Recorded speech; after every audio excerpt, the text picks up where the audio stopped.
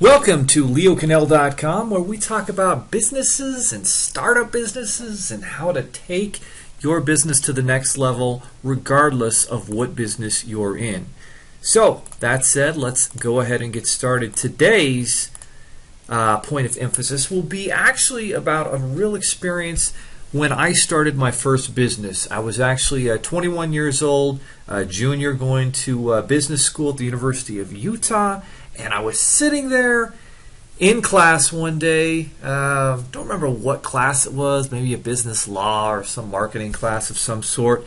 And some guy comes in with glasses, looks like a smart guy, gets up, says, "You know what, students out there, employers are looking for a lot more than just a degree and a piece of paper. They want people who have experience and skills, who can bring something to the table to be an asset to their business." And that was really a wake-up call for me that you had to do a lot more than just go to school and get a degree to be successful in business. So he was basically going to teach students how to start their own house painting business and do everything from the sales, the management, the hiring, the accounting, everything from A to Z. So it was going to be a really good look at what it would take to run a successful business. So I started this house painting business. I didn't know anything about painting. I'm actually a terrible painter.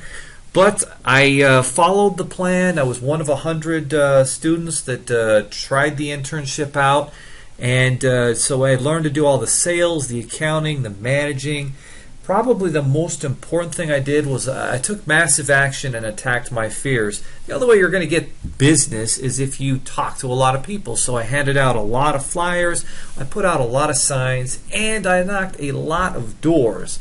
And that was how I generated, a $60,000, $65,000 business in just one summer as a poor college student. Boy, that sure seemed like a lot of money, and my eyes were open.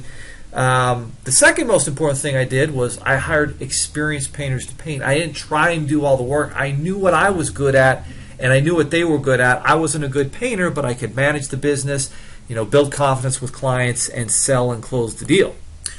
So I will also say this, probably the key to why I was successful. I was so close to giving up. I was tired of knocking on doors.